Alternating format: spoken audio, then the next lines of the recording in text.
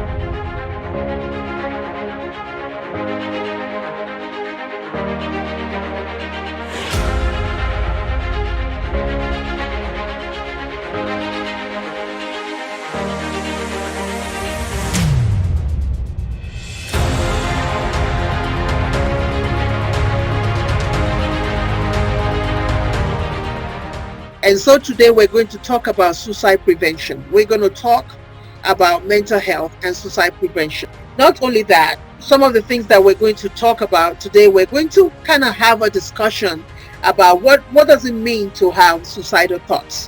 What does it mean to have suicide ideation? I just want people's lives to be changed. I want people's life to be touched.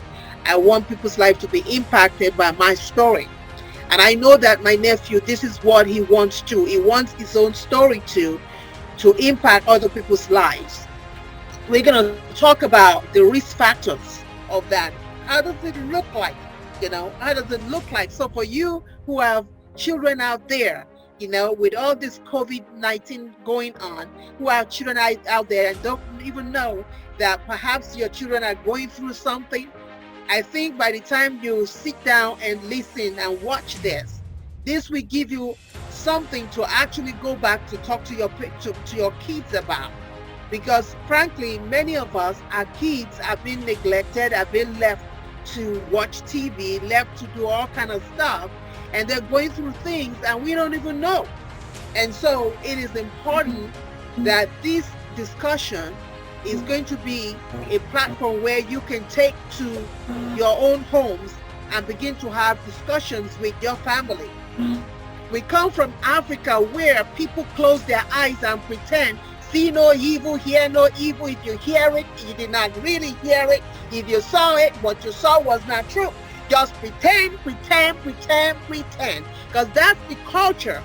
And a whole lot of other cultures are like that too in America, where you don't tell, you don't say it, you don't feel it.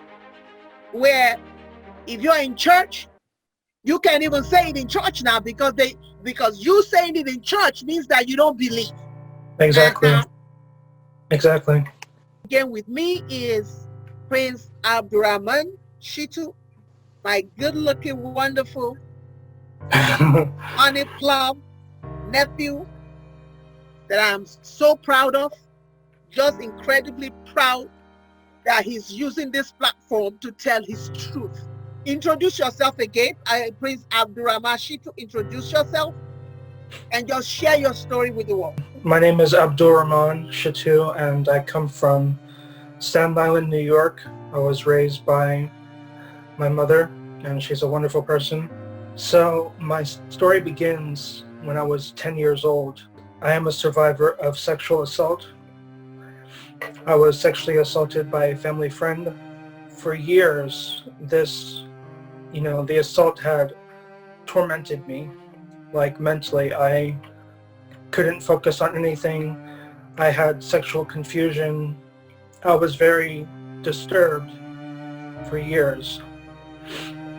And that led to my first suicide contemplation. I went to a crusade and gave my life to Christ at 14 years old. But that didn't mean that the suicidal thoughts went away, because they still plagued me, and I hadn't attempted until I was in my 20s. There were points where I was kicked out of school many times. because of behavioral issues and because of, academic performance was poor. I remember before that, I was on the dorms, and that was when most of my suicide attempts happened. There's one where I walked out of the dorm room and I was looking for the highway, and unknown to me, my friend had followed me because she was concerned, and I was looking for the highway and she was going to call security. And I told her, no, I'm not thinking of suicide. But in my mind, I had planned to jump in front of a car.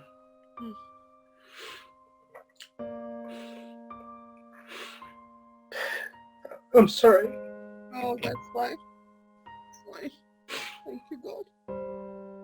And I felt like I had no one to talk to. I felt like nobody was there. And even if there were people there,